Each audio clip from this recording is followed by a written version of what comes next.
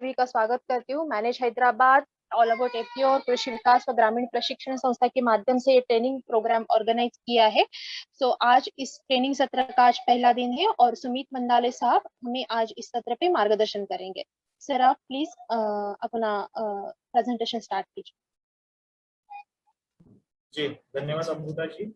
तो जैसे कि हमने कल कहा था कि हमारी एक्चुअल ट्रेनिंग आज से शुरू हो रही है। पहला सत्र हमारा एपीओ बेसिक्स का रहेगा। इसमें बेसिक्स जानेंगे, कुछ कंसेप्ट जो है एपीओ के संदर्भ में, हिस्ट्री जो है उसके बारे में जानने की कोशिश करेंगे। और उसके बाद में एपीओ की जरूरत क्यों है, एक्चुअली भाई एपीओ, ये जो क्वेश्चन आ सकता है कुछ लोगों के लिए तो इससे जुड़े नहीं है अभी तक, तो उसको रिजॉल्व करने का कोशिश करेंगे। साथ ही हम अगर कोई एपीओ से जुड़ना चाहता है, बिजनेस करना चाहता है, एपीओ के जरिए वो विजुअलाइज कर रहा है कि ये एपीओ के जरिए कैसे किया जा सकता है, तो शुरुआत कहाँ से करें। मतलब प्रैक्टिकली अगर देखा जाए तो एपीओ की शुरुआत कहाँ से होती है, उसके संगठन की, उसको बनाने की, ये भी हम जानने की कोशिश करेंगे। ये एक्चुअली एक एफआईजी संकल्पना है, वहां से शुरू होती है। तो एड में एपीओ का कंसेप्ट देखने के बाद में एफआईजी का कंसेप्ट देखेंगे, उसकी संकल्पना देखेंगे, तो उसकी क्यों जरूरत होती है, एपीओ भी बनाने से पहले एफआईजी क्यों बनाना पड़ता है, ये हम देखेंगे। तो मैं मेरा प्रेजेंटेशन स्टार्ट करता हूँ।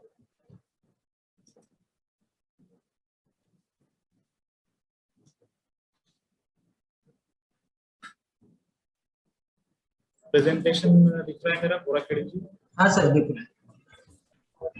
तो आज के सेशन में जैसे कि मैंने कहा, संगठन का इतिहास देखेंगे हम, और इसके बारे में केसी जी सर, अमित नापले सर, इन्होंने भी बात की थी, मार्गदर्शन किया था इसके बारे में।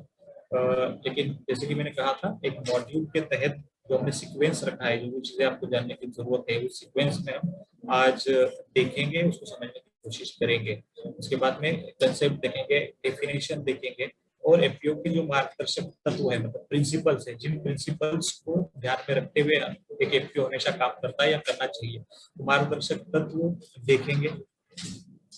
कौन कौन सी गतिविधियां एपीओ के द्वारा की जा सकती है, ये भी हम देखेंगे। उसके बाद में भारत में एपीओ की वर्तमान स्थिति क्या है, कल भी हमने जानकारी ली है, मार्गदर्शन लिया है। आज उसमें एग्जैक्ट डेटा हम देखेंगे कि एपीओ कहाँ स्टैंड करते हैं, ये कंसेप्ट कहाँ स्टैंड करता है, ये इनिशिएटिव कहाँ स्टैंड करता है आज के तारीख में, और हम अगर एपीओ से जुड़े हैं तो हमारी एपीओ कहाँ स्टैंड करती है, ये हमें कंपैरिजन करने में आसानी होगी कि हम कितने पानी में, कितने पानी के ऊपर है। उसके बाद में एफआईजी की कंसेप्ट, एपीओ अगर शुरुआत करनी है, किसान उत्पादक कंपनी की शुरुआत करनी है, तो एफआईजी को आइडेंटिफाई करना पड़ेगा, एफआईजी से शुरुआत करनी पड़ेगी। जो आज शायद हमारे सत्र में काफी लोग नए से जुड़े हुए हैं, तो एफपीओ ये कंसेप्ट ही अगर पता नहीं होगी, तो आज के सेशन को ध्यान से शुरुआत से देखें तो आपको पता चल जाएगा। मतलब आएंगे हम, शुरुआत लगभग 100 साल पहले से करेंगे, और इतिहास देखेंगे, और फिर एफपीओ तक आएंगे, तो आपको धीरे धीरे पता चल जाएगा कि ये एफपीओ क्या होता है। एक टर्म है, बस टर्म है, आजकल बहुत ज्यादा यूज किया जाता है, क्यों यूज किया जाता है, तो आपको पूरा नॉलेज मिलेगा। कोई भी क्या कहते हैं उसको, कंफ्यूजन दिमाग में नहीं रहेगा, तो शुरुआत से आप लगे रहिए और ध्यान से सुनिएगा। तो हम सभी जानते हैं और बचपन से सुनते आ रहे हैं कि भारत एक कृषि प्रधान देश है, क्योंकि लगभग 60 से 70% पॉपुलेशन, मेरे हिसाब से तो ज्यादा ही है, आंकड़ों से भी ज्यादा है, 60 से 70% पॉपुलेशन जो हमारा जनसंख्या वो कृषि आधारित है, मतलब खेती किसानी करती है। मतलब एक बहुत बड़ा हिस्सा, बहुत बड़ा हिस्सा देश का एक छोटे हिस्से को खाना खिलाता है, ऐसा हम कह सकते हैं, ये फैक्ट है। कृषि क्षेत्र में पहले से ही प्रॉब्लम थे, ऐसा नहीं है। जैसे हमने इंडिपेंडेंस पाया, उसके बाद में सरकार ने काफी इनिशिएटिव थे। ग्रीन रिवॉल्यूशन हम जानते हैं, जिसके जरिए हाइब्रिड प्रजातियां देश में इंट्रोड्यूस की गई, जबकि प्रोडक्शन हमारा बहुत कम था और कम लगातार हो रहा था। ग्रीन रिवॉल्यूशन किया गया, प्रोडक्शन बढ़ा, और उसके बाद में थोड़ा किसानों की हालत सुधारने में मदद हुई ऐसे इनिशिएटिव की गवर्नमेंट से। लेकिन फिर भी आज की तारीख में हम किसानी को या फार्मिंग की पूरी गतिविधि को निगेटिवली क्यों देखते हैं? क्यों कहते हैं कि किसानों की हालत आज बुरी है? इसका एक कोर जो कॉन्सेप्ट है या एक इसका कोर रीजन जो है, कारण जो है, ये हमें जानने में मदद कर सकता है कि एफपीओ क्यों, मार्जिनल फार्मिंग या किसानी का विघटन जो आज हुआ है। हम सबके पास में, हमारे देश में किसानी जो होती है या खेती जो हमारे पास में आती है, वो हमारे पूर्वजों से आती है। मतलब बाप से बेटे को, बेटे से उसके बेटे को, इस तरीके से करते करते जो होल्डिंग है, लैंड होल्डिंग है, एक किसान के पास में बहुत कम जमीन बच जाती है, 2 से 2.5 एकड़ खेती या इवन 5 एकड़ खेती।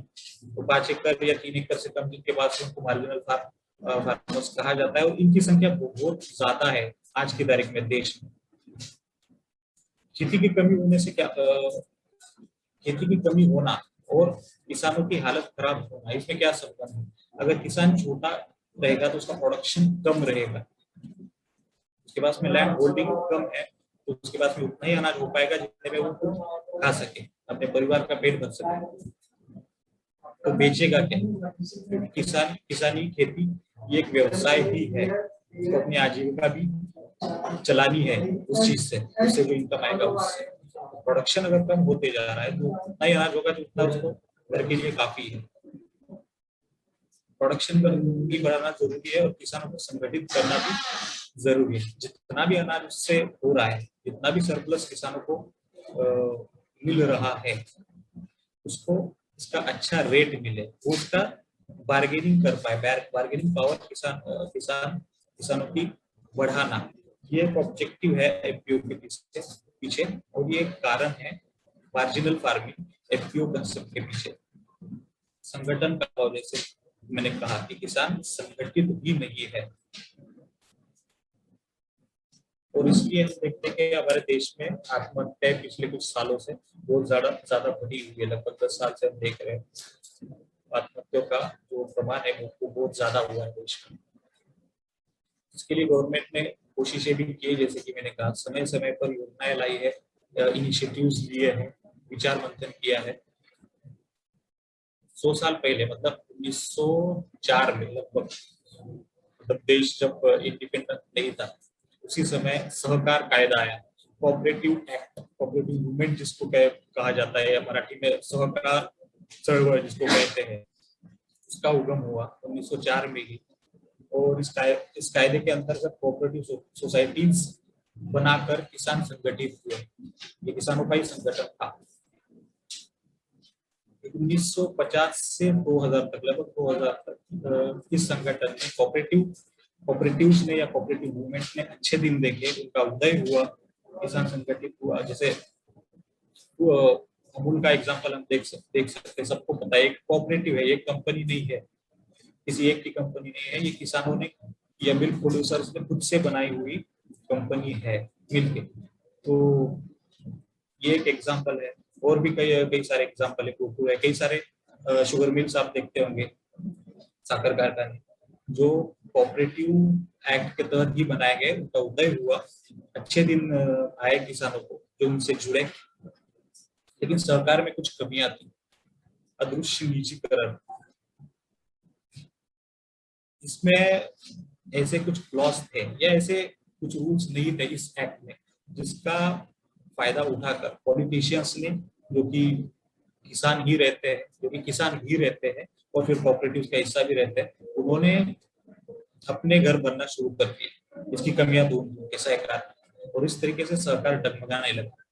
किसी एक को फायदा पहुंचकर हजारों किसान उससे जुड़े हुए हैं, उनका एक हिसाब से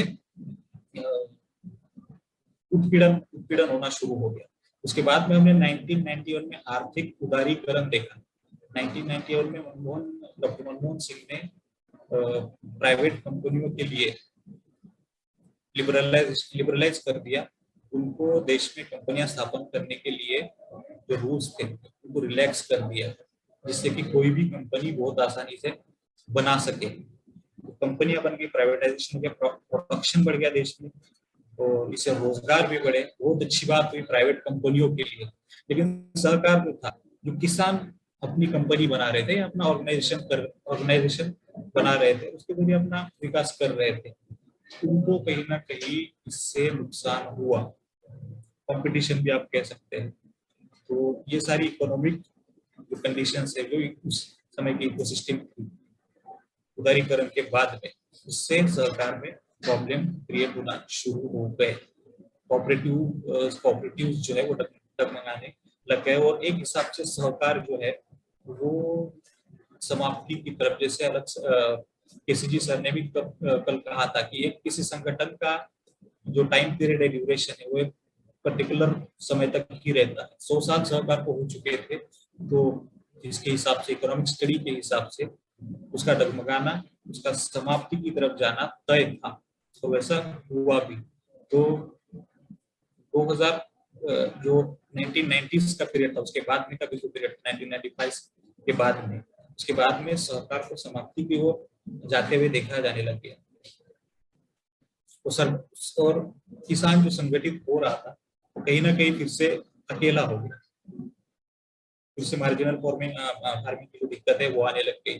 तो सरकार को एक स्वायत्त स्वयंपोषी एवं शाश्वत मॉडल की जरूरत पड़ी, किसानों को जो ऑफर कर सके कि नहीं, आप अभी कोऑपरेटिव्स बना रहे थे, उससे आपका बेनिफिट हो रहा था, लेकिन फिर अब क्या करें अगर कोऑपरेटिव से फायदा नहीं हो रहा है।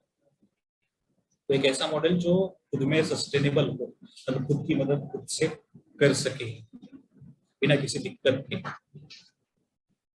तो सहकार के जो अच्छे कुछ उसकी अच्छी चीजें थी, कुछ अच्छे तत्व थे, उनको निकालकर, और जो प्राइवेट कंपनी उस समय जो प्रोग्रेस हो रहा था प्राइवेट कंपनियों, उसमें भी कोई चीजें होंगी, कंपनीज एक्ट में भी कोई अच्छी चीजें होंगी या कुछ अच्छे तत्व होंगे जिसके कारण की कंपनी अच्छी चलती। तो एक कंपनी एक्ट के तहत जो तत्व थे, अच्छे तत्व है, उनको निकाल के, और सहकार एक्ट मतलब कोऑपरेटिव एक्ट जो है उसके अच्छे तत्व निकाल के एक हाइब्रिड मॉडल बनाने की जरूरत सरकार को पड़ी।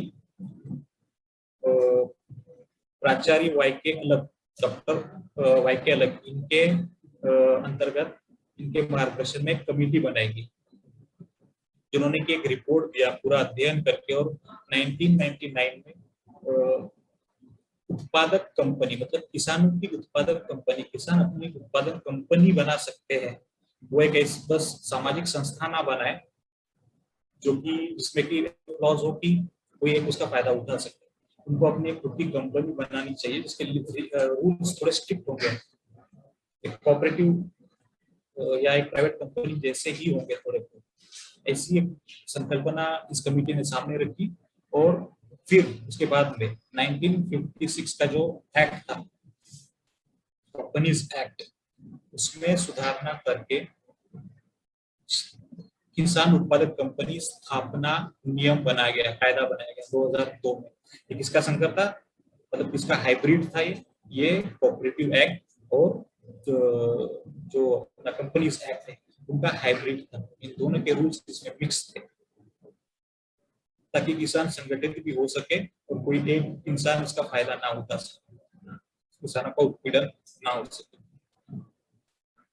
तो 2002 से हम मान सकते हैं कि टेक्निकली, लीगली, ऑफिशियली देश में किसान उत्पादक कंपनियां बनना शुरू हुआ है। स्थापना कायदा जो है वो उसी समय बना, उसी साल बना था। और रिसेंट डेवलपमेंट इसमें हम अगर देखते हैं 10 जुलाई 2020 को, मतलब पिछले ही साल में केंद्र सरकार ने हमारे 10,000 एफपीओ प्रोग्राम लॉन्च किया है।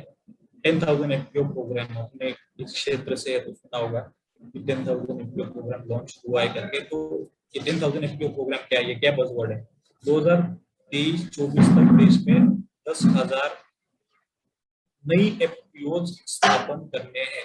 ये सरकार का एक आह्वान है, ये क्या कहते हैं इसको, ये टारगेट है सबके सामने, देश के सामने, खुद के सामने सरकार ने रखा हुआ है कि 2023 मतलब आगे के 2-3 सालों में ही इतनी सारी एफपीओ स्थापन करनी होंगी। इसका काम, इसका कॉन्ट्रैक्ट है, इसके लिए एम्पैनलमेंट सरकार ने बहुत सारी संस्थाओं को किया है। कृषि विकास जो एक संस्था है हमारी, इस संस्था के अंतर्गत ही ट्रेनिंग हो रही है। ये भी ऐसी एक संस्था है जिसको नाफेड है, एसएफएसी है, नाबार्ड है, एनसीडीसी है, इनके अंतर्गत एम्पैनल किया गया है कि आप लगभग 10 सालों से ये काम करते आ रहे हैं, तो आप भी इसका हिस्सा बनिए। लगभग हर प्रोजेक्ट के अंतर्गत एसएफएसी, नाफेड, नाबार्ड एनसीडीसी हर प्रोजेक्ट के अंदर कुछ अंतर्गत कृषि विकास को प्रोजेक्ट मिले एफपीओज बनाने का, क्योंकि काम बहुत बड़ा है। सिर्फ कृषि विकास ही नहीं, और भी बहुत सारी कंपनियां हैं देश भर में जिनको ये काम मिला है, संस्थाओं को, जिनको सीबीपीओज भी कहा जाता है। संगठन क्षमता, शुरुआत से ही आज के प्रेजेंटेशन की शुरुआत से हम देख रहे हैं किसानों को संगठित करने के प्रयास लगभग पहले से शुरू है। ये क्यों है, मतलब संगठन पे इतना फोकस क्यों है, ये दो पिक्चर से आपको समझ में आ जाएगा। एक और कंसेप्ट है, बचपन में कहानियां सुनते आए, बचपन में सुनी है कि अगर एक पक्षी उड़ने का प्रयास करे तो वो उड़ नहीं सकता, उसकी जो समस्या है उनको सॉल्व नहीं कर सकता। अगर सब मिलकर प्रयास करेंगे तो मुश्किल कितनी भी बड़ी हो वो कर सकते हैं, उससे बाहर निकल सकते हैं, अपनी समस्या एक साथ मिलकर सॉल्व कर सकते हैं। दूसरा एग्जांपल लखनऊ का है, बिल्कुल वैसे ही है। एक और कंसेप्ट एफपीओ का, इससे जुड़े लोग जो है सोशल वर्कर होंगे, फील्ड इंजीनियर, सीईओ होंगे या सीपीपीओ मेंबर्स होंगे। इस कोर कंसेप्ट को ध्यान में रखना बहुत जरूरी है। संगठनात्मक शक्ति बढ़ानी है किसानों को, ये बेस है एफपीओ का, इसी के लिए काम करना है। व्याख्या जो एक किसान उत्पादक कंपनी की, ये 3 बॉक्सेस हैं, हम अच्छे से टेक्निकली समझने की कोशिश करेंगे। एक किसान उत्पादक कंपनी क्या होती है, टेक्निकल डेफिनेशन, बाय डेफिनेशन मतलब तो उसके बहुत सारे निकल सकते हैं ऑब्जेक्टिव, जैसे कि मैंने बताया संगठनात्मक शक्ति बढ़ाना है किसानों की। लेकिन एक किसान उत्पादक कंपनी टेक्निकली ऑफिशियली उसकी डेफिनेशन क्या होती है, उसको क्या किसान उत्पादक कंपनी बकायदा कहेंगे।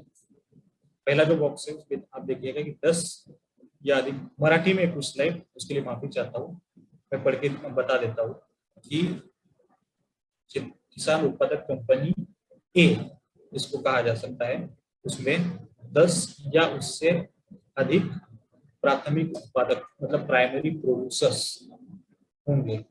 10 या उससे अधिक मतलब कम से कम 10, लेकिन क्या प्राइमरी प्रोड्यूसर्स ये चीज को समझना जरूरी है। पहले ये तीनों बॉक्स देख लेते हैं कि 10 किसानों की मिली हुई है एक संगठन ऑफिशियली रजिस्टर्ड, उसको हम एफपीओ कहेंगे। और किसको एफपीओ कह सकते हैं, 2 या उससे अधिक उत्पादक कंपनियां एक साथ आकर,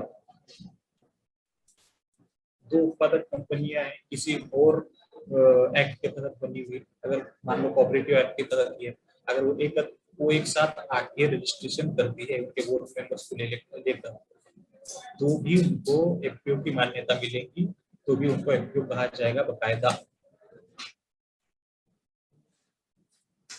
तीसरी जो चीज है ये ज्यादा, दूसरी और तीसरी जो चीज है ये ज्यादा प्रचलित नहीं है, उसका काम ज्यादा पड़ता नहीं है, प्रैक्टिकली भी ऐसा कम ही होता है, हो भी सकता है लेकिन प्रैक्टिकली तो कम ही होता है। तो तीसरी जो चीज है, एक किसान या कुछ किसान और कुछ उत्पादक कंपनियां, 1 या 2 उत्पादक कंपनियां, ये मिलके भी मतलब कॉम्प्लेक्स स्ट्रक्चर रहेगा। ये मिलके अगर इच्छा हो किसी की, अगर वैसे माहौल बनता है तो ये भी एक किसान उत्पादक कंपनी बना सकती है। तो दूसरे और तीसरे पे ज्यादा काम नहीं हुआ है, ज्यादातर कंपनियां जो बनी है किसानों की खुद की इंडिविजुअल फार्मर्स, ऐसे 10 या उससे अधिक फार्मर्स मिलकर किसान उत्पादक कंपनियां बनती है जो पहली टर्म। लेकिन ये तीनों के तीनों भी किसान उत्पादक कंपनियां ही।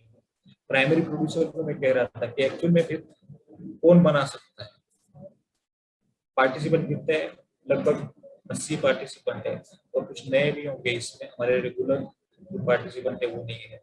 तो आपके दिमाग में क्वेश्चन आ सकता है कि क्या मैं हो सकता हूँ हिस्सा, क्या मैं बना सकता हूँ एफपीओ। तो आपको ये देखना होगा कि हम कौन है, हम एलिजिबल है या नहीं। एलिजिबिलिटी क्राइटेरिया भी कुछ लोगों को उसमें कंफ्यूजन हो सकता है, ये जानने की जिज्ञासा हो सकती है।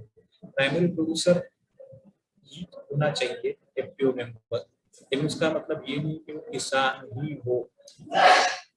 शुरुआत से हम देखते आ रहे हैं कि किसानों के लिए ये संगठन है, किसानों के लिए ये कंसेप्ट है, तो अब क्यों कह रहे हैं कि किसान ही हो, ये जरूरी नहीं है। तो डेफिनेशन में जैसे आप देख रहे हैं, मैंने कहा था टेक्निकल डेफिनेशन में प्राथमिक उत्पादक लिखा गया है, मतलब कि आप अगर उससे कुछ प्रोड्यूस बनाते हैं जो यूटिलाइजेशन, कंज्यूमर के यूटिलाइजेशन के लिए डायरेक्ट जा सकता है।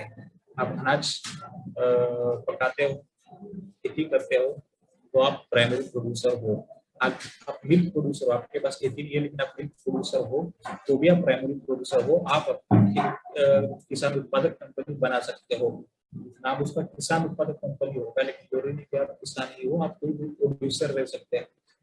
किसी के साथ भी कोई पोल्ट्री कर रहा होगा, तो ऐसे कई सारे पोल्ट्री फार्मर्स है या व्यवसायी जो है वो अपनी किसान उत्पादक कंपनी बना सकते हैं।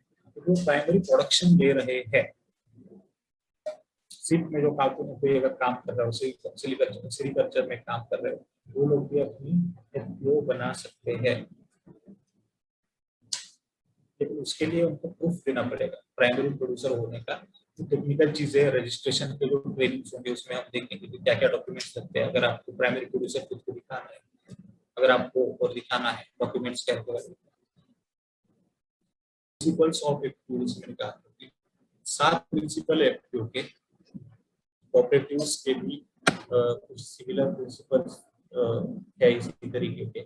अगर कोऑपरेटिव्स का किसी ने स्टडी किया होगा, जानते होंगे, तो आपको ये चीजें पहचान की लगेगी, लेकिन इनको डिटेल में समझना जरूरी है क्योंकि हम बेसिक चैप्टर देख रहे हैं आज। इन चीजों को समझना बहुत जरूरी है कि किन तत्वों पे किसान उत्पादक कंपनी चलती है, ताकि हम अगर एफपीओ बनाने के बारे में, उससे जुड़ने के बारे में सोच रहे हैं, तो ये प्रिंसिपल्स हमारे ध्यान में रहे, हमारे सामने रहे कि क्या हम क्या कर सकते हैं और क्या नहीं कर सकते। अगर हमारी खुद की भी एफपीओ है तो ये प्रिंसिपल हमारे ध्यान में रहे, सामने रहे कि हमें किस डायरेक्शन में जाना है और किस डायरेक्शन में नहीं जाना है। ऐच्छिक और खुला सदस्यत्व, वॉलंटरी एंड ओपन मेंबरशिप। किसान उत्पादक कंपनी में कोई भी आ सकता है, कोई भी इसका सदस्य हो सकता है अगर डॉक्यूमेंट्स कंप्लीट होते हैं। तो ऐच्छिक क्यों कहा गया है, अनैच्छिक क्यों नहीं? इसका मतलब ये है कि आप कोई भी क्राइटेरिया उसमें नहीं लगा सकते। किसी के पास कम खेती है, नहीं हम हमारे से बड़े जो लार्ज लैंड होल्डर्स है उन्हीं की एफपीओ है, उन्हीं की बनाएंगे, ऐसा नहीं हो सकता, ऐसा नहीं होना चाहिए। आपको कायदा तो कोई रोकेगा नहीं, लेकिन ये प्रिंसिपल एफपीओ या खुला सदस्यत्व रखे, हर किसी को इंक्लूड करना और किसी को जबरदस्ती भी ना करे, ऐच्छिक, सामाजिक, आर्थिक, धार्मिक, एक भेदभाव ना करना, सामाजिक, आर्थिक, धार्मिक और राजकीय भेदभाव ना करना। मतलब किसी पर्टिकुलर पार्टी, किसी पर्टिकुलर समाज, धर्म या फाइनेंशियल स्टेटस, उसमें ही होने वाले लोग एफपीओ का हिस्सा बनेंगे, ऐसा नहीं है, ऐसा नहीं होना चाहिए। सारे धर्म, सारी जातियां, सारे पॉलिटिकल इंक्लिनेशन वाले लोग इसका हिस्सा हो सकते हैं, होने चाहिए। यही चीज अच्छी रहती है, इसमें नॉलेज शेयरिंग अच्छी होती है, थॉट्स अच्छे जनरेट होते हैं। तो एक प्राइवेट कंपनी की तरह काम करने के लिए जो मैकेनिज्म चाहिए वो एस्टेब्लिश होता है। जनतांत्रिक तरीके से नियंत्रण, सभासदों द्वारा जनतांत्रिक तरीके से नियंत्रण, इसका एफपीओ का जो मैकेनिज्म है पूरा एक प्राइवेट कंपनी जैसा होता है। जो बोर्ड ऑफ डायरेक्टर्स बनते हैं एफपीओ के, वो जो भी फैसला लेते हैं वो जनतांत्रिक तरीके से लिया जाता है। कोई भी फैसला लोगों के वोटिंग से होता है, उसके सिवा एफपीओ कोई भी फैसला नहीं कर सकती है। ये लोगों की संस्था होती है, उसके सभासदों को जवाब देना पड़ता है इसके डायरेक्टर बनेंगे। इसलिए कोई भी फैसला जनतांत्रिक तरीके से होना चाहिए, तो इसका मॉनिटरिंग भी होता है। किसी प्राइवेट कंपनी का जैसे मॉनिटरिंग होता है, इसके तहत कंपनीज एक्ट, उनको अपने ऑडिट रिपोर्ट्स प्रोड्यूस करने पड़ते हैं। उनके जो मीटिंग्स है जो तय समय पे होने चाहिए, वो अगर नहीं हुए तो उनको जैसे दिक्कतें हो सकती है, उस तरीके से वही दिक्कतें किसान उत्पादक कंपनी को हो सकती है। सभासदों द्वारा आर्थिक भागीदारी, मतलब जो भी किसान इससे जुड़ेंगे एक सदस्य के रूप में, उनको अपनी आर्थिक भागीदारी इसमें देनी पड़ेगी। शेयर कलेक्शन जो बात हम कर रहे थे, कल देख रहे थे कि शेयर्स कलेक्ट करना ये एक जबरदस्ती ना होती, एक जिम्मेदारी है, ये एक प्रिंसिपल है, ये लेना ही चाहिए, क्योंकि आप ओनरशिप दे रहे हैं, आप उनसे पैसे लेके कोई चीज उनको बेच नहीं रहे हैं, उनको आप ओनरशिप दे रहे हो उस कंपनी की, उनको मालिक बना रहे हो। कितना भी हो सकता है शेयर, 1000 2000 कितना भी हो सकता है, बट उतना जो मिनिमम अमाउंट हर कोई दे रहा है, तो हर कोई उस कंपनी का मालिक है। ये भावना होनी चाहिए, प्रिंसिपल होनी चाहिए। और फील्ड में हम जाते हैं, जैसे से रिलेटेड एफपीओ बनाने में काम करने वाले लोग होते होंगे, उनके सवाल हमेशा होते हैं कि हम लोगों से पैसे कैसे मांगे। कुछ लोग उसको निगेटिवली देते हैं। तो ये प्रिंसिपल समझना जरूरी है कि हम उनको मालिक बना रहे हैं इस कंपनी का, तो उस उतने हक से हम उनसे पैसे मांगने चाहिए। तो झूठ बोल के नहीं कि आपको इतना फायदा होगा, इतना बेनिफिट होगा, नहीं। आप अगर 2000 डाल रहे हो सकता है कि हमारी कंपनी का नुकसान हो, लेकिन ये 2000 आप कंपनी के मालिक बनने के लिए डालिए, और कंपनी के मालिक बनिए और उसकी जिम्मेदारी लीजिए, उसकी मीटिंग में आइए, उसकी जो डिसीजन होगी डिसीजन मेकिंग में हिस्सा लीजिए, क्योंकि आपने पैसे दिए, आप ओनर है, तो इसी तरीके से उनके पैसे लेने भी है। स्वावलंबन और स्वातंत्र्य, मतलब ये कंपनी खुद के काम खुद से ही करेगी, सारी जो रिस्पॉन्सिबिलिटीज है, ड्यूटीज है, इसको खुद से करना है। भले ही हमने देखा कि गवर्नमेंट ने कई सारी एजेंसीज को काम दिया है बनाने का, लेकिन ये हमेशा के लिए नहीं रहेगी। एग्रेसिवली एक इनिशिएटिव है गवर्नमेंट का कि बनाई जाए, इसलिए एम्पैनलमेंट हुआ है एजेंसीज का, लेकिन हमेशा ही उनको 2 साल या 3 साल तक या ज्यादा से ज्यादा 5 साल तक हैंड होल्डिंग रहेगा। उसके बाद में इस एफपीओ का अपना काम खुद से ही करना है। तो ये बेस है, अगर सरकार ने इनिशिएटिव नहीं लिया होता तो फ्रॉम स्टार्ट टू एंड, मतलब उसकी स्थापना से लेकर अपना बिजनेस करना, लोगों को जोड़ना, उससे अपना ऑडिटिंग करना, ये सारे काम एक एफपीओ को खुद करने हैं, खुद के भरोसे पे। और उनको ऐसा बनाने के लिए, क्योंकि किसान डायरेक्टली ये सारी चीजें नहीं कर सकते, तो उनके हैंड होल्डिंग के लिए एक योजना के तहत, एक इनिशिएटिव के तहत एम्पैनलमेंट एजेंसीज का किया जाता है। लेकिन बेसिकली एफपीओ स्वावलंबन मतलब खुद का काम खुद ही करती है। शिक्षण, प्रशिक्षण और जानकारी, एफपीओ के जरिए नॉलेज डिसिमिनेशन, नॉलेज शेयरिंग होना बहुत जरूरी है। एक रीजन बनती है तो उससे उस एरिया के कुछ किसान जुड़ते हैं, 1000 2000 या 400 500 जितने भी हो, लेकिन ऐसा नहीं है कि वहीं पे पूरा एरिया खत्म हो जाता है। और भी लोग रहते हैं कृषि से जुड़े हैं, या और भी किसान रहते हैं जो कृषि से नहीं जुड़ी है। तो इन सब में नॉलेज डिस्ट्रीब्यूशन, नॉलेज शेयरिंग होना बहुत जरूरी है, ताकि उस एरिया का विकास हो। ये प्रिंसिपल होना चाहिए एक एफपीओ का। आपस में कोऑपरेशन रहना चाहिए, एक दूसरे में कोऑर्डिनेशन और कोऑपरेशन होना चाहिए। उसके सिवा ये कंपनी काम नहीं कर सकती, क्योंकि बाहर से आके कोई ज्यादा समय तक हैंडलिंग नहीं कर सकता, ध्यान नहीं रख सकता। सामाजिक हित, concern for the society, for the community, समाज हित के लिए ये इस संस्था ने काम करना चाहिए। जैसे कि मैंने कहा, उस रीजन में जितने भी किसान हैं उस एफपीओ का हिस्सा हो या ना हो, लेकिन उनके विकास के लिए काम करना है। ये एजेंडा, ये प्रिंसिपल भी एक एफपीओ में ध्यान में रखना चाहिए, तभी वो खुद एफपीओ भी सक्सेसफुल हो पाएगी। नहीं तो उसको कोई अपना उत्पादन देगा ही नहीं, माल देगा नहीं। मार्केट में और भी कई सारे ट्रेडर्स है, कई सारे एंटिटीज है जो ऑलरेडी बिजनेस कर रहे हैं। तो ये भावना, ये प्रिंसिपल अगर हम सामने नहीं रखते हैं, उसको नहीं डिसिमिनेट करते, उसके हिसाब से ब्रांडिंग एक एफपीओ का नहीं करते हैं, तो दिक्कतें आ सकती है एफपीओ चलने में, उसको सक्सेसफुल होने में। किसान उत्पादक कंपनियों द्वारा क्या क्या काम किए जा सकते हैं, बहुत सारी गतिविधियां, बहुत सारी चीजें जो एक किसान उत्पादक कंपनी से हो सकती है। बेस आप पहले तो समझ लीजिए, इकोनॉमीज ऑफ स्केल, मतलब एक किसान अपना अनाज 4-5 बोरी या 10 बोरी अनाज जितने पैसे में बेच सकता है, उतना ही। उसके अलावा अगर 10 किसान, 100 किसान, 50 किसान एक साथ होकर अपना माल भंडारण करते हैं और फिर उसको मार्केट में लाते हैं, तो उनका जो बार्गेनिंग पावर है वो ज्यादा हो जाता है। ये बेसिक प्रिंसिपल है।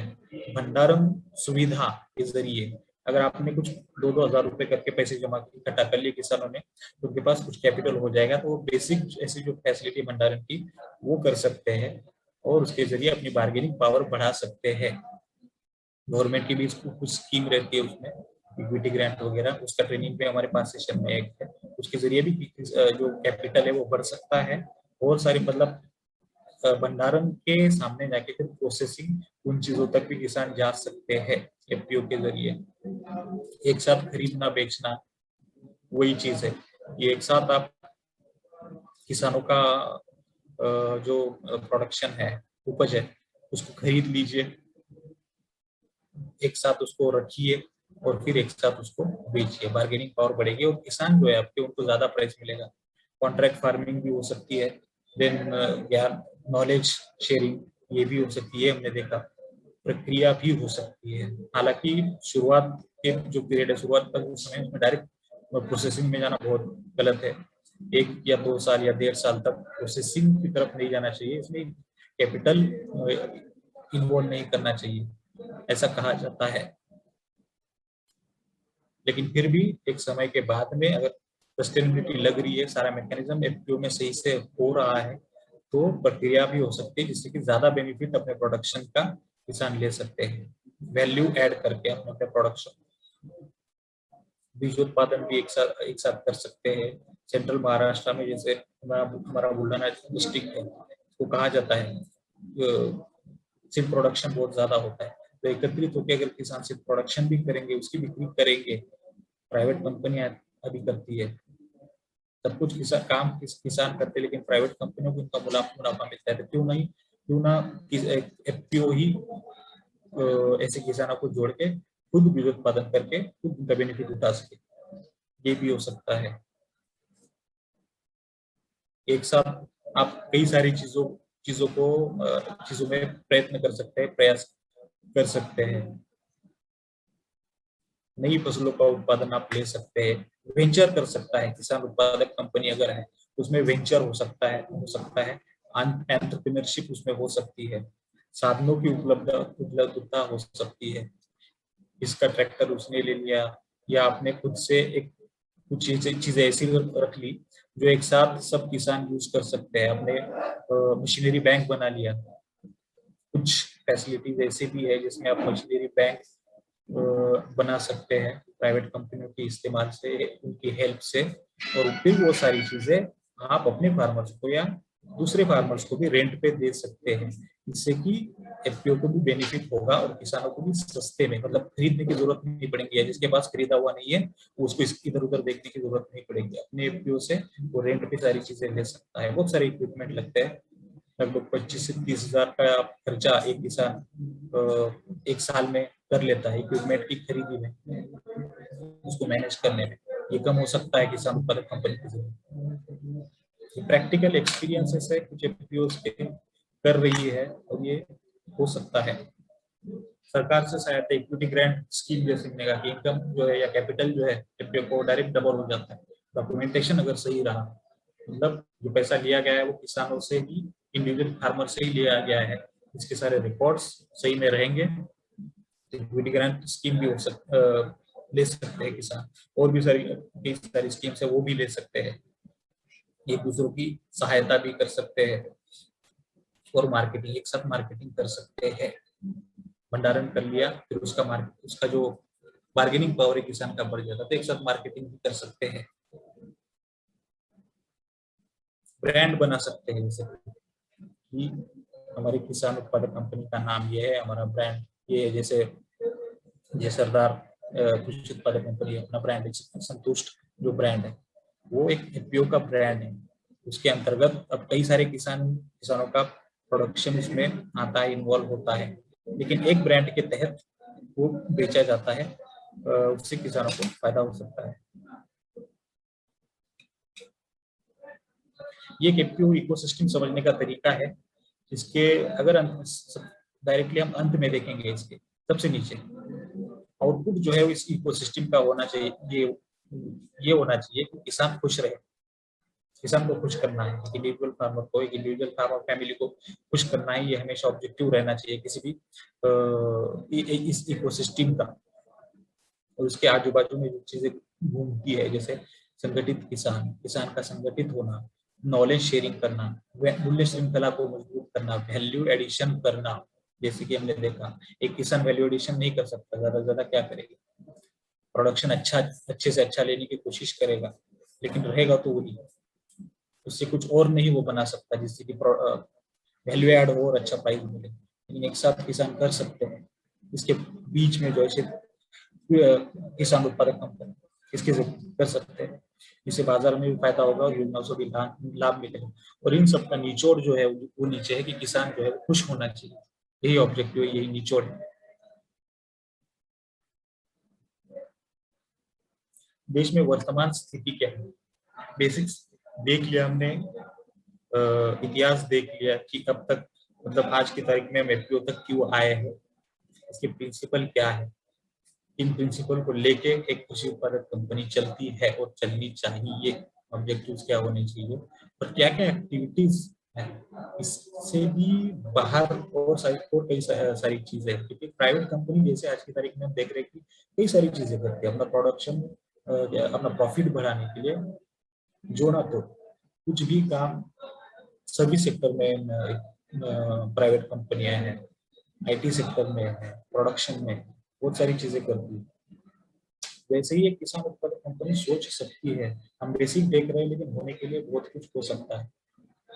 किसान उत्पादक कंपनी एक एफपीओ अपने गांव में जेरोक्स मशीन भी लगा सकती है, कुछ ना हो, कैपिटल कम है, जेरोक्स मशीन खरीद के क्यों नहीं कर सकते, वो भी कर सकते हैं। अगर प्रॉफिट ही बनाना है, अगर एक क्या कहते हैं बिजनेस माइंड रखना है, क्योंकि रखना भी चाहिए प्रॉफिट मेकिंग ऑर्गेनाइजेशन की, तो क्यों ना ये सारी चीजें भी कर सकती है। लेकिन उसकी तरफ ध्यान नहीं जाता है और जाना भी नहीं चाहिए शुरुआत में। लेकिन अगर दिक्कतें आ रही है प्रॉफिट कमाने में, और अगर स्कोप लग रहा है किसी एक्टिविटी में, तो वो एज अ प्राइवेट कंपनी, किसान उत्पादक कंपनी भी कर सकती है, जिससे भी प्रॉफिट मिले, जिससे हमारी एफपीओ सस्टेनेबल हो सकती है, वो सारी चीजें कर सकती है। तो देश में आज की तारीख में स्थिति क्या है, ये एक मैप है अजीम प्रेमजी यूनिवर्सिटी का, ये डेटा है उनका, एक रिपोर्ट जो है उससे ये डेटा उठाया है। अभी अगस्त महीने में भी इस रिपोर्ट की जो ऑथर है ऋचा गोयल मैडम, वो भी हमसे इंटरेक्ट करेगी, क्योंकि उन्होंने इस पर बहुत अच्छा अभ्यास किया, स्टडी किया है कि चैलेंजेस क्या है एफपीओस के लिए, दिक्कतें आती है, क्यों इतना प्रोग्रेस अब तक धीमा रहा है। इस पर मैडम का रिपोर्ट है, और अगस्त के मे बी फर्स्ट वीक में मैडम खुद हमसे बात करेंगे। दोनों का ये डेटा है, उसको हम समझने की कोशिश करेंगे। कल हमने देखा था लगभग 8000 एफपीसी रजिस्टर है इंडिया में आज की तारीख में। ये जो डेटा है 2019 तक का है, इसलिए इसमें 7374 मतलब 7374 इतना नंबर दिखा रही है। इसको भी कंसीडर करेंगे तो हमको आइडिया आ जाएगा। लगभग 8000 आज की तारीख में है। मेंबर्स कितने हैं, 43 लाख मेंबर्स हैं। मतलब 43 लाख किसान ऐसे हैं जो किसी ना किसी एफपीओ का हिस्सा है। डायरेक्ट इससे समझ में आ जाता है कि स्टेटस क्या है आज की तारीख में। देश में किसानों की संख्या कितनी होगी, 60% हमने कहा, तो 125 का या 130 का 60% हम ले लें, तो मेरे हिसाब से कैलकुलेशन तो इतना सही नहीं है मेरा, लेकिन 70 75 करोड़ किसान हमारे देश में आज की तारीख में है। उसमें से एफपीओ के मेंबर कितने हैं, 43 लाख। मतलब अभी कितना एरिया कवर करना बाकी है, इससे हम समझ सकते हैं। और कितना एग्रेसिवली इस चीज में काम होगा। गवर्नमेंट एग्रेसिव है, तो इस मूड में है, इस मेंटेलिटी में है, ये ओरिएंटेशन हमेशा गवर्नमेंट का रहा है कि किसानों को संगठित करना है, खुद की ऑर्गेनाइजेशन बना के, और उनके खुद के मार्केट्स किसान खुद ही बनाए। गवर्नमेंट की जो मिनिमम प्राइस है, एमएसपी, मिनिमम सपोर्ट प्राइस, उसकी तरफ ना ध्यान देते हुए किसान अपने मार्केट खुद बनाए, अपने माल की जो बार्गेनिंग है वो खुद करे, ये ऑब्जेक्टिव है गवर्नमेंट का। और कब तक, मतलब आज की तारीख में देखें तो कितना काम होना बाकी है, ये भी हम देख सकते हैं। तो इस सेक्टर का जो इम्पोर्टेंस है वो आगे के समय में कितना आएगा या आ चुका है, इससे हम समझ सकते हैं। तो 43 लाख मेंबर जो है अब तक एफपीसी से जुड़े हुए हैं। 582 मेंबर्स एक एफपीओ में रहते हैं। एक एफपीओ में भारत का एवरेज अगर देखें तो 550 तक मेंबर्स रहते हैं। तो ये एवरेज कोई डिसेंट आंकड़ा नहीं होता है, मतलब कुछ में 100 भी रहेंगे, कुछ में 50 भी रहेंगे, किस में 1000 रहेंगे, किस में 10,000 भी रहेंगे। डिसेंट आंकड़ा जो है आपके लिए, हाँ शुरुआत 400-500 से हो सकती है, लेकिन 1000, 2000, 3000 ऐसा टारगेट एक एफपीसी का रहना चाहिए कि इतने मेंबर्स हम जुटाएंगे। 1.5-2 साल अगर उसको हो जाते हैं तो उस समय तक उसका जो मेंबरशिप पैटर्न है या उसकी जो संख्या है वो इतनी होनी चाहिए। भारत का एवरेज कितना है? 582 members on an average.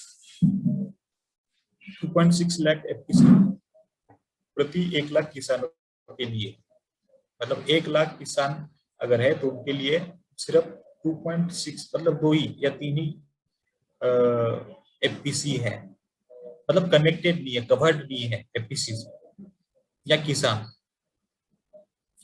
92% FPC जो है वो कृषि आधारित है। कृषि आधारित मतलब जो किसान, उस किसान ही उससे जुड़े हुए हैं। तो 8% कैसी होगी? जिससे दूसरे प्राइमरी प्रोड्यूसर्स जुड़े हुए हैं, लेकिन ज्यादातर ज्यादा से ज्यादा हिस्सा किसानों का ही है। 3% इसका ये भी मतलब होता है कि दूसरे जो लोग हैं वो भी इससे जुड़ना बाकी है।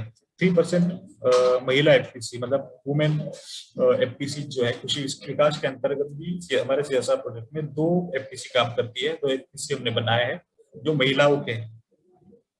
अगर देश का पूरा हम नंबर देखेंगे, डेटा देखेंगे तो 3% बस एफपीसी महिलाओं के हैं। तो इसमें भी काम होना बाकी है, इसमें भी एग्रेसिवली काम होगा।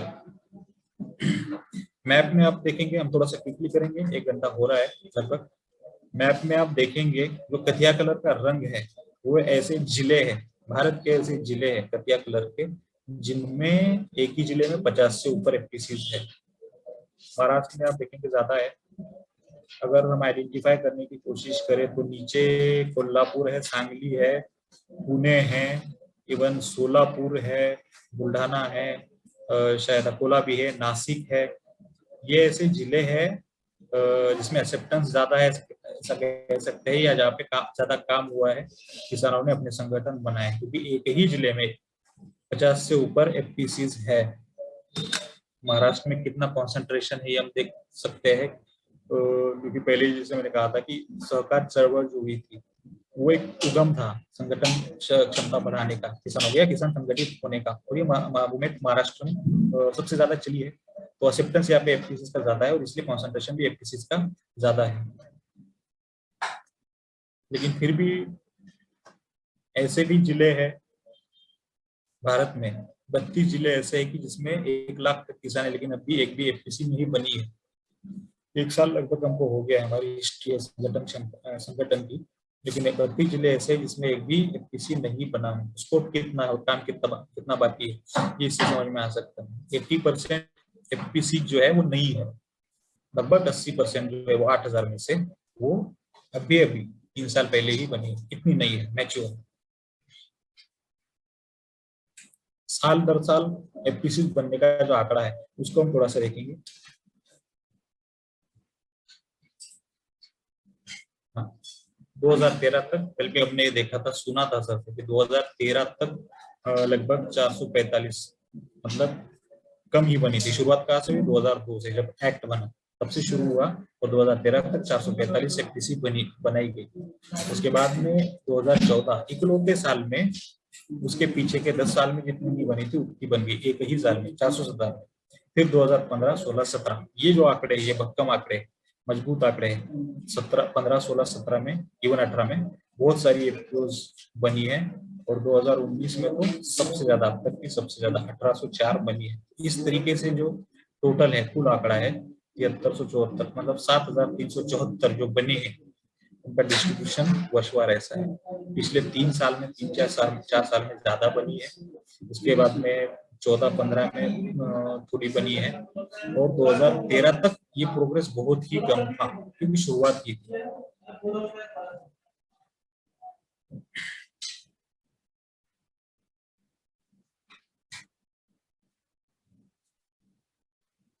सक्रिय कितनी है?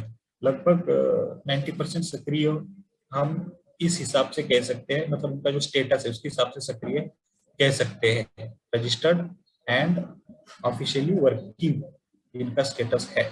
ऐसी कंपनियां हैं लगभग 7,000। कार्य करने को मनाही, 400-450 एफपीओ ऐसे जिनको कार्य करने को मनाही की गई है। यह होता है लीगल कंप्लायंस की वजह से। कोई भी रूल अगर फॉलो नहीं होता है कंटिन्यूसली तो उसके कंप्लायंस आते हैं, कंप्लायंस का क्लियरेंस भी नहीं होता है, तो आपको कार्य करने को मनाही की जा सकती है, क्योंकि एक एफपीसी एक्ट के तहत बनाई जाती है। अपनी मनमर्जी से काम नहीं कर सकती, या अपनी अकाउंटिंग है, अपने रूल्स जो है, मीटिंग्स है, कुछ रूल्स, उसका एक कैलेंडर रहता है, नियम रहते हैं, उन नियमों के तहत ही एफपीसी को काम करना पड़ता है, नहीं तो कंप्लायंस के अंतर्गत उसको मनाही हो सकती है। 3 एफपीओ जैसे वो जो डॉर्मेंट है। जो 7,000 हम कह रहे हैं कि सक्रिय है, कितनी सक्रिय है और एक्चुअल में कितनी पानी में है, ये हम देखेंगे। इसका एक पैरामीटर हो सकता है paid up capital. Paid up capital इसको आप आसान भाषा में समझ सकते हैं कि इसके पास कितना पैसा है, शेयर धारकों ने जमा कर करके इसमें कितने पैसे इकट्ठा किए हैं, पेड अप कैपिटल।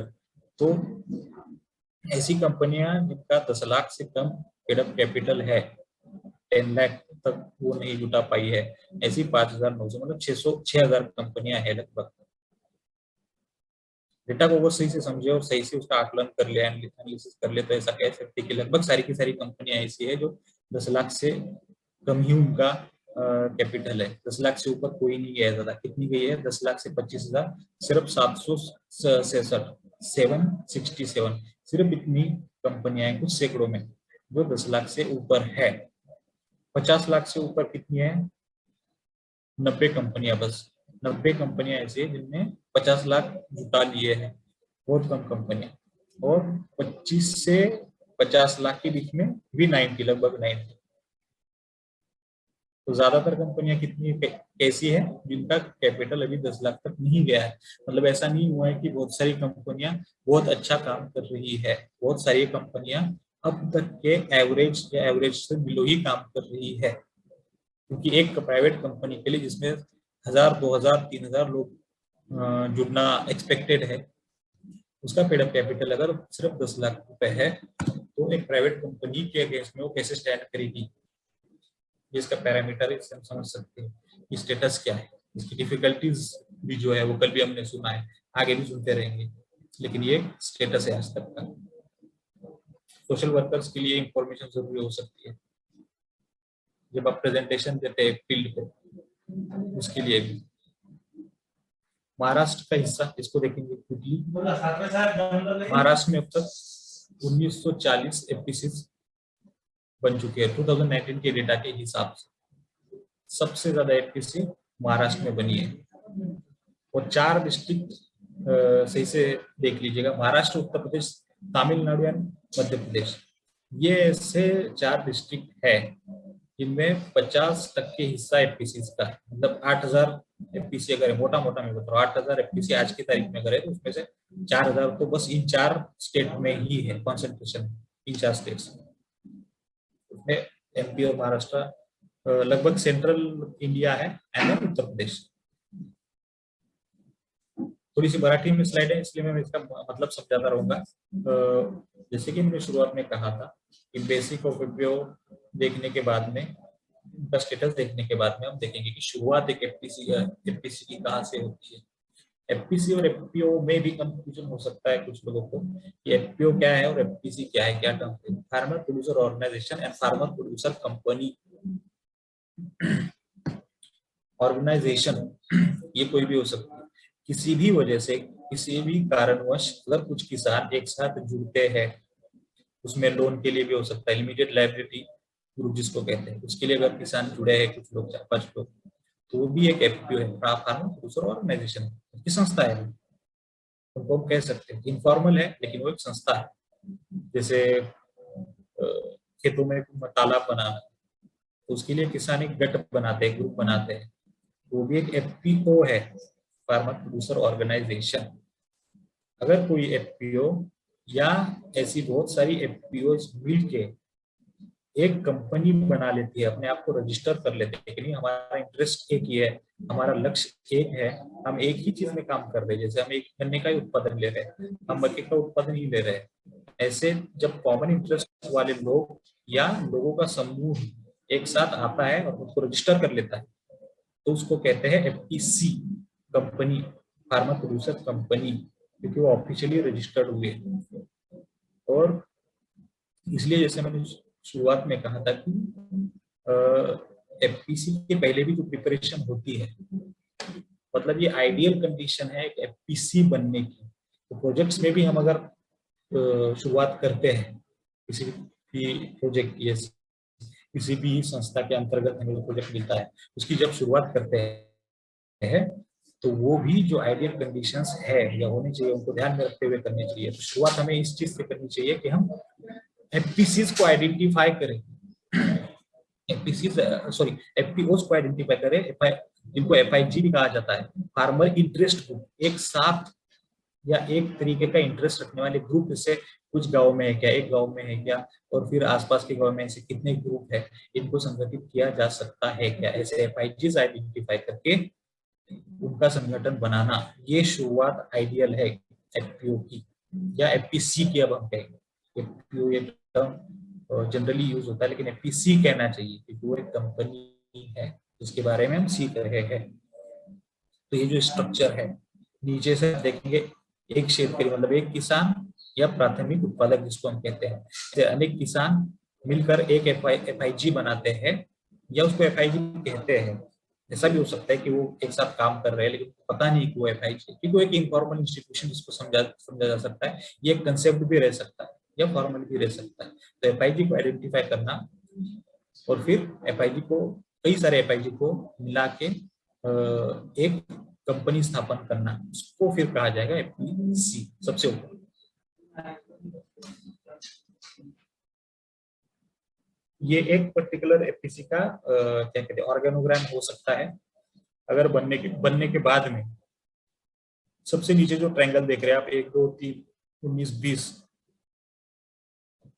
एक एफआईजी में लगभग 15 से 20 किसान रहते हैं आइडियली, किसी एक इंटरेस्ट रखने वाले, उसका एक एफआईजी बनता है और ऐसे कई एफआईजी बन के फिर उनकी एक जनरल बॉडी बनती है। अब हम एफपीसी का कोर कंसेप्ट देख रहे हैं या टेक्निकल कंसेप्ट देख रहे हैं। जो एफआईजी के मेंबर्स रहेंगे अपने में से लीडर्स चुनेंगे, अपने अपने लीडर्स को चुनेंगे कि ये हमारा लीडर है। हम इनफॉर्मल ऑर्गेनाइजेशन है बट हम इसकी सुनते हैं या ये हमारा कोऑर्डिनेशन करता है। तो एक लीडर होगा एफआईजी का जो कि जनरल बॉडी में जाएगा, सॉरी वो बोर्ड मेंबर पे जाएगा। जो तीसरा पायदान देख रहे ऊपर, क्षेत्रीय उत्पादक संगठन से कार्यकारी मंडल मतलब बोर्ड जो होता है, एफआईजी अपने में से जो लीडर होंगे उनको बोर्ड के लिए एज अ प्रमोटर उनको खुद से मतलब अपनी इच्छा से उनको नॉमिनेट करेगी। तो वो बोर्ड जो होता है फिर ऐसे प्रमोटर्स को मिल के, मतलब जो सेल्फ प्रमोटेड मेंबर जो है उनको मिल के कंपनी का बोर्ड बनता है। और उसके ऊपर फिर उसके पदाधिकारी, एफपीसी के पदाधिकारी, बोर्ड के भी ऊपर एफपीसी के पदाधिकारी। लेकिन नॉर्मली एफपीसी में बनाते हम बोर्ड नहीं है, सिर्फ बोर्ड ही है और ही सरकार है, जनतांत्रिक तरीके से ले सके। ऐसा मीटिंग ले लेके बोर्ड अपने में लेगा जो कि पूरी एफपीसी के लिए वो बाध्य होगा। जनरल बॉडी जो है ये ट्रायंगल्स के ऊपर, ब्लू ट्रायंगल्स के ऊपर, मतलब एफपीजीज, सारे एफपीजीज या सारे किसान मिलकर एक एफपीसी की जनरल बॉडी बनती है। वो सारे किसान एक जनरल बॉडी का हिस्सा है और उनकी फिर एनुअल एक बैठक होती है। सारे के सारे किसान हर महीने मिले ऐसा पॉसिबल भी नहीं है और भी लॉ के हिसाब से, लेकिन इनका साल में एक बार मिलना और बॉडी मीटिंग हम कहते हैं। ये जनरल बॉडी है तो पूरे जो मेंबर्स है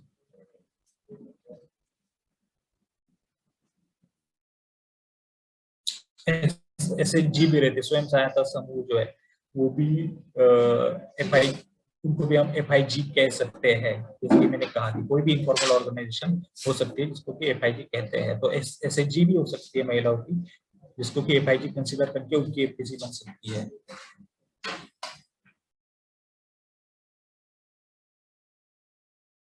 सर आप ऑलरेडी कर सकते हैं, ऑलरेडी कर रहे होंगे, ये बस आइडेंटिफाई करना करना पड़ेगा। विचार मतलब नॉलेज शेयरिंग हो गया, एक दूसरे की सहायता हो गया, एक एक एक खरीद मतलब एक साथ चीज खरीदना, ये सारी चीजें ऑलरेडी अगर कोई कर रहा है भाई तो उसको आइडेंटिफाई करना की शुरुआत हो सकती है किसी भी FPC बनाने के पीछे। FIG को आइडेंटिफाई करने के जा रहे हैं तो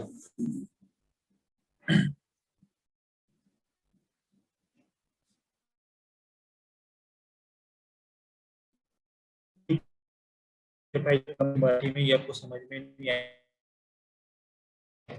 बताइए कि देश क्या रहता है और ये कहीं ना कहीं मैच करता है इससे।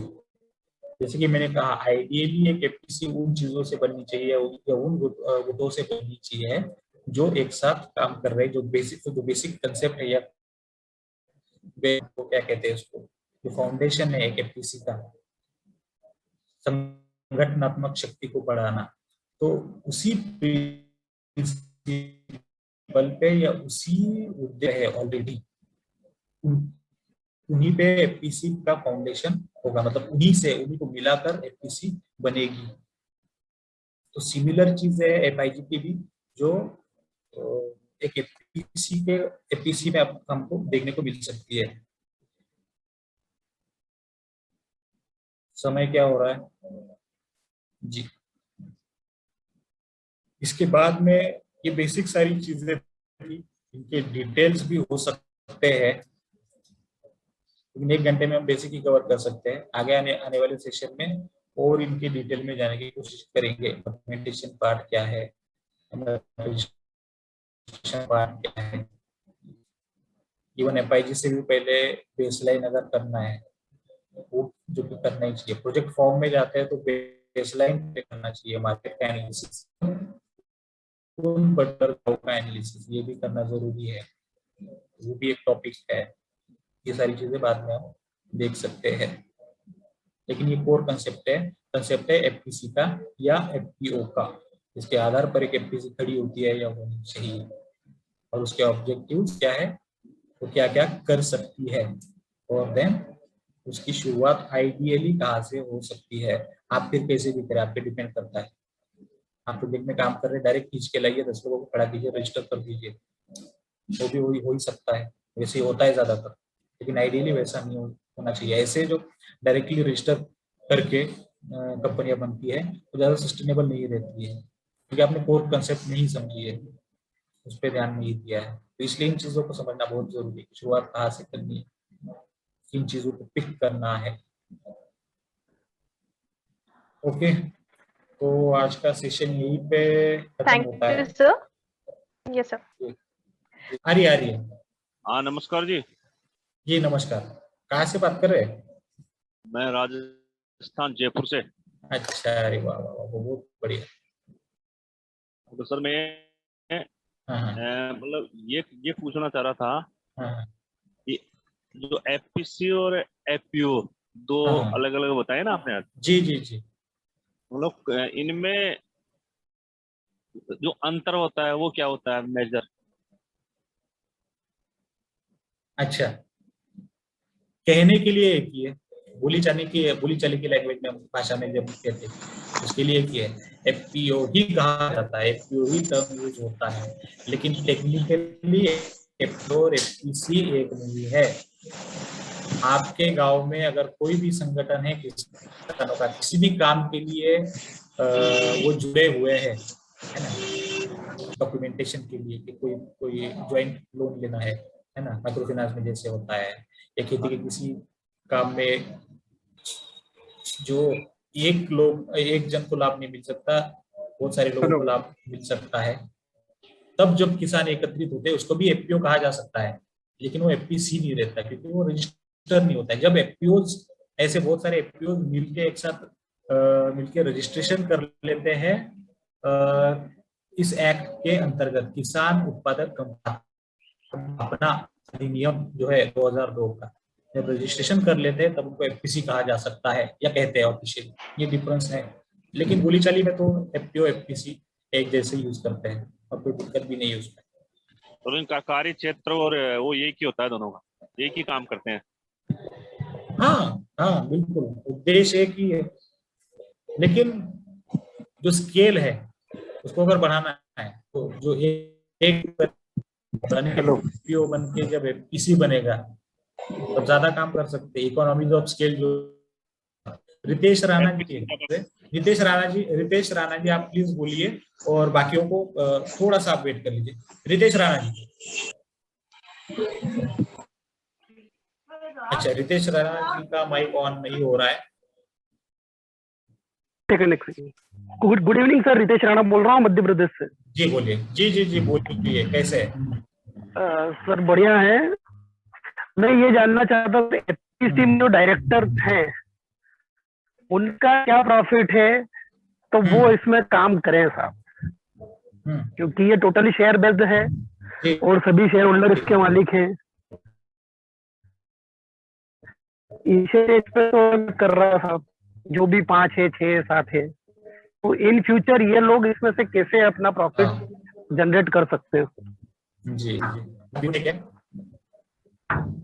नहीं, प्रॉफिट जनरेट करने के उद्देश्य अगर इसमें आए हैं, सिर्फ प्रॉफिट जनरेट करने के, जो बीओडी है बहुत रिस्पेक्ट के साथ कहना चाहूंगा मैं, उन्होंने अपनी मेंबरशिप दूसरों को दे के, मतलब अपना स्थान दूसरों को दे देना चाहिए। जो इंसान सच्ची में इंडिविजुअल अप्रोच से ज्यादा कलेक्टिविज्म में, संगठन शक्ति में बिलीव करता है कि भले ही मैं एक साल अपने काम के साथ में इस FP6 का काम भी कर लूं, लेकिन अगर मैं करूंगा तो वो इच्छा की रहना है। अगर मैं मेरा समय दूंगा फोकट का ही है जो आप कह रहे हैं, मैं समझ रहा हूँ, फोकट ही समझ रहे हैं ना, लेकिन वो फोकट नहीं है। जो इच्छा शक्ति रखता है, वो समझता है, जो बिलीव करता है कि मैं इतने किसानों को जोड़ सकता हूँ और मैं बिजनेस समझ सकता हूँ या समझने की कोशिश कर सकता हूँ। जैसे हमारा ट्रेनिंग होता है, बहुत सारे लोग हैं, इंडिविजुअल किसान भी हमसे जुड़ते हैं कि नहीं हमें करना है तो करना ही है। ऐसे लोग जो इच्छा शक्ति से सामने आते हैं उनके लिए बेनिफिट है, नहीं तो फिर वो हो जाए कि गलत जगह फंस गए।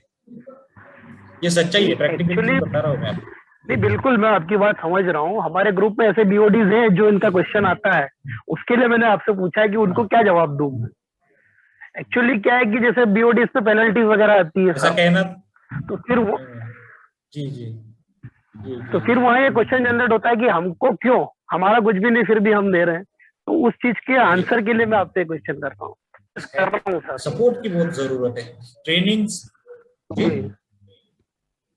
आप जुड़े रहिए हमसे, ट्रेनिंग आप अटेंड करते रहिए। ट्रेनिंग कैलेंडर कैसे बनाना, सॉरी कंप्लायंस कैलेंडर कैसे बनाना है, कौन से समय पे कौन सा कंप्लायंस करना बहुत जरूरी है और होना ही चाहिए।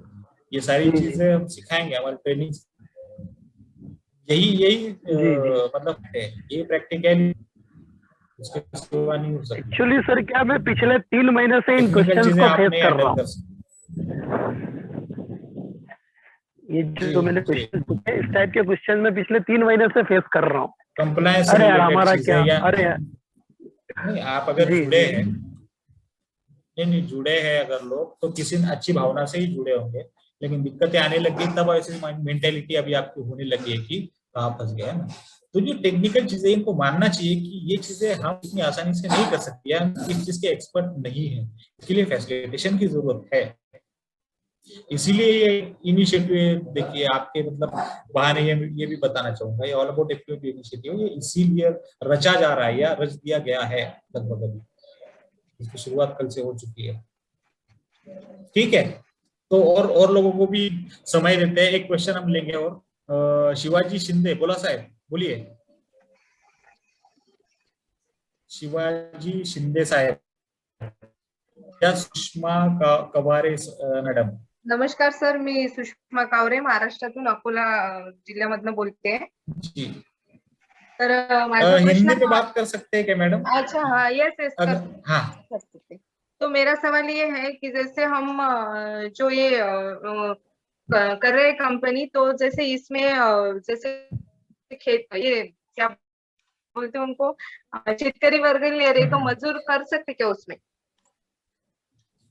शेतकरी वर्ग ना रहे तो अगर अगर जैसे किसान बचत गट, हाँ किसान, हाँ खेती वाले कैसा है, बचत गट है हमारे, तो बचत गट में कैसे रहते हैं कि सभी लेडीज जैसे खेती नहीं रहती, मजदूर वर्ग भी रहता हमारा, तो उनके पास खेती नहीं रहते, तो वो जो मजदूर वर्ग है वो भी उसमें इन्वॉल्व हो सकते हैं क्या?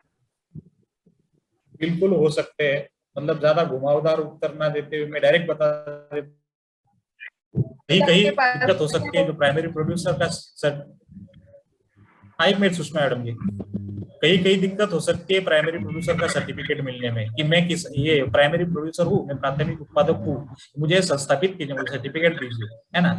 कहीं कहीं बहुत आसानी से मिल जाएगा और ये दिक्कतें होगी। ये कंडीशन हमारे मतलब सब तरफ अलग अलग रहते हैं, लेकिन ये सर्टिफिकेट अगर आपके पास में प्राइमरी प्रोड्यूसर का, तो आप किसी का हिस्सा हो सकते हैं। ओके सर, उसके थैंक यू। अलावा भी कई सारी चीजें कि सर्टिफिकेट कैसे मिलता है ना, गवर्नमेंट सिस्टम हाँ हाँ, वो कहीं पे एक्सेप्टेंस रहता है, सुविधा रहती है, कहीं पे नहीं रहती है, लेकिन वो चाहिए सर्टिफिकेट। अच्छा, ठीक है। Okay sir. संकेत कुमार जी, जी थैंक यू मैडम। संकेत कुमार जी नमस्ते सर। से हेलो बात कर रहे हैं? हेलो जी जी, कहाँ से बात? जी हेलो, नमस्ते। सर, मैं बिहार से बात कर रहा हूँ, बिहार समस्तीपुर से। अच्छा, बहुत बढ़िया बहुत बढ़िया। और बताइए। सर, मैं राष्ट्रीय डेयरी विकास बोर्ड से ट्रेनर हूँ, लेकिन अच्छा अच्छा अच्छा। एक साल पहले मैंने उधर का जॉब रिजाइन करके छोड़ करके अभी एग्रीकल्चर में सेल्फ का खुद का इधर ऑर्गेनिक फार्मिंग कर रहा हूँ। जी जी। और तो सर, ये फिर डिस्कस तो फिर आपसे बाद में कर लेंगे सर। ये जानना था कि आज का सेशन ऑन वे होने के कारण है ना, मैं मिस कर गया था, तो क्या ये मुझे दोबारा मिल पाएगा? और यूट्यूब पे हो जाएगा, ये हमारा यूट्यूब चैनल फॉलो कर लीजिए ना, एक मिनट सबमिट मैं कर फॉलो लीजिए। कर रहा हूँ सर।